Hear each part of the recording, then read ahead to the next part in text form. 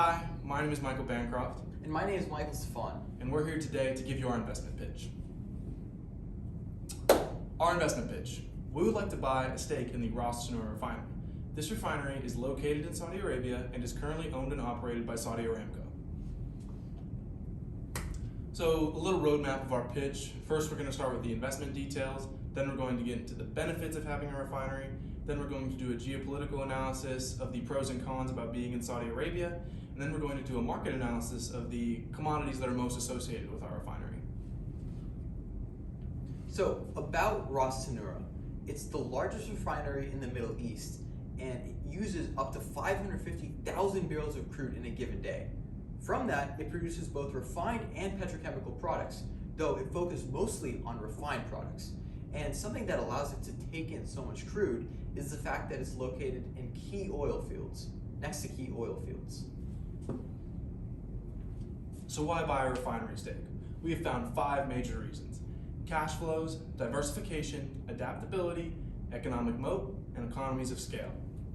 What these fancy words mainly boil down to is that we have guaranteed cash flows through long-term contracts, and we also have the ability to adjust our refining margins according to the markets. So with a futures contract, if the market doesn't necessarily go the way you want it to, you're out of the money. With our refinery, we have guaranteed cash flows and the ability to change the output in order to meet market demand. So for the geopolitical analysis, we're going to start with the geographical benefits and then move into the country pros and cons. So, the first geographical benefit is oil fields. So the Ras Tanura refinery is located next to the largest oil fields in the world, allowing it to take in so much crude. So the first oil field it's located next to is the Safaniya offshore oil field, which is actually the world's largest offshore oil field. And then right below it, you have the Ghawar oil field, which is the world's largest onshore oil field in the planet.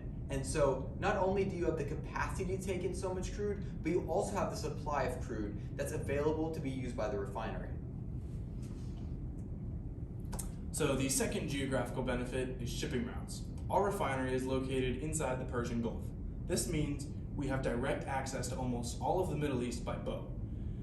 Ras Tanura mainly makes products for use inside Saudi Arabia, but if we decide to ship our products elsewhere, we have a fast track to the Middle East. If we go west, we hit Africa, and if we go to the east, we hit India and Southeast Asia. So, having an investment located in Saudi Arabia comes with key benefits and risks that we should be aware of. Firstly is OPEC dominance.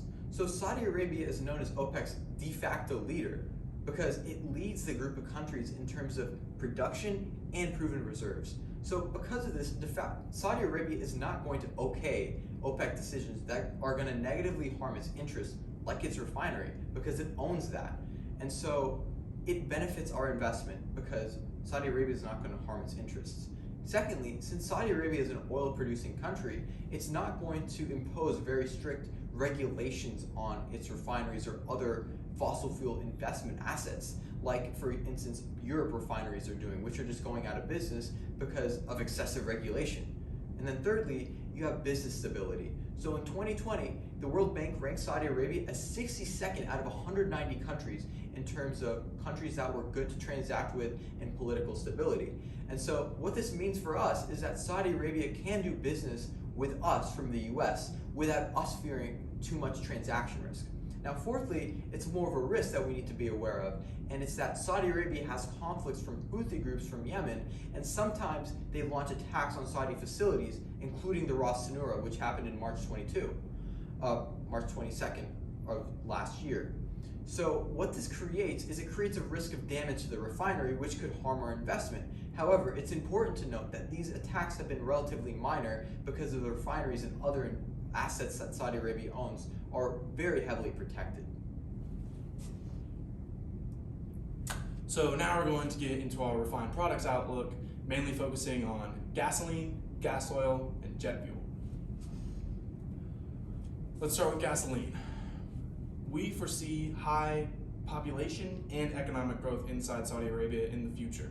Over these last couple of years, oil prices have been great, so obviously Saudi Arabia has seen economic growth. The more important thing is that economic growth has come from the oil industry and industries outside of the oil industry. So with economic growth comes population growth. We hope that both of these continue into the near future. And then we also have urban expansion. The capital city of Riyadh is going to be doubled in size and population. So that is more people inside of an urban area, inside of a larger urban area, needing transportation back and forth. Therefore, more demand for gasoline. So the second commodity we're going to be talking about is gas oil. And so gas oil is very different than gasoline. It's heavier. And because of that, it has key use cases that are just different than gasoline. It's used in marine transport, it's used in transportation in vehicles like buses, and it's also used in construction because heavy-duty machinery require heavier fuels. So these come from gas oil.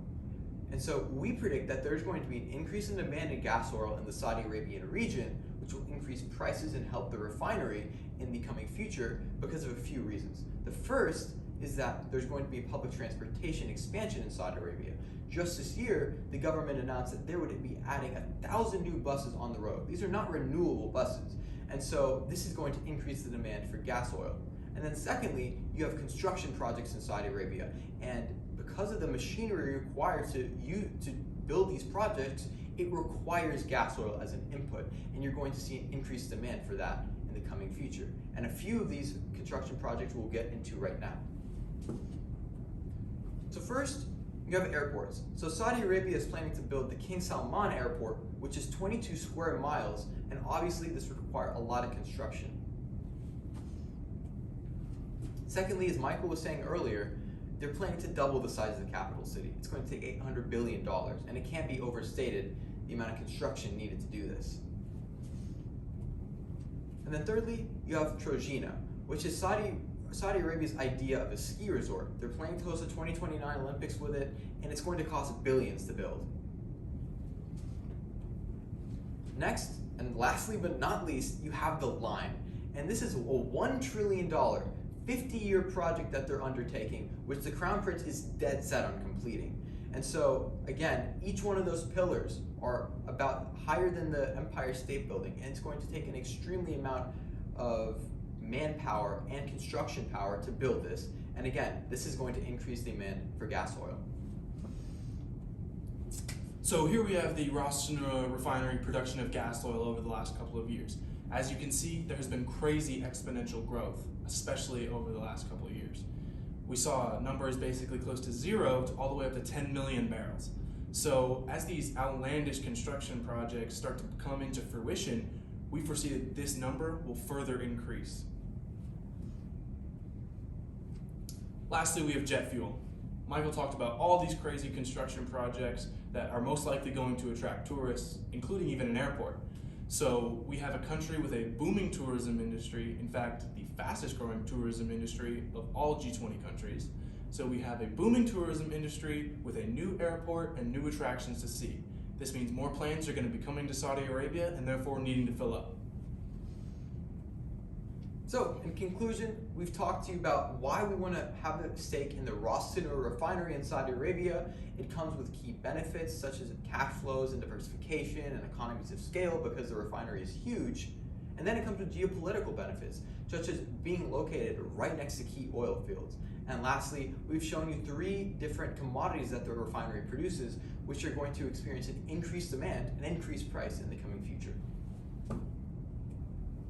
We would like to thank you for your time, and if there's any questions, we would be very happy to take those now.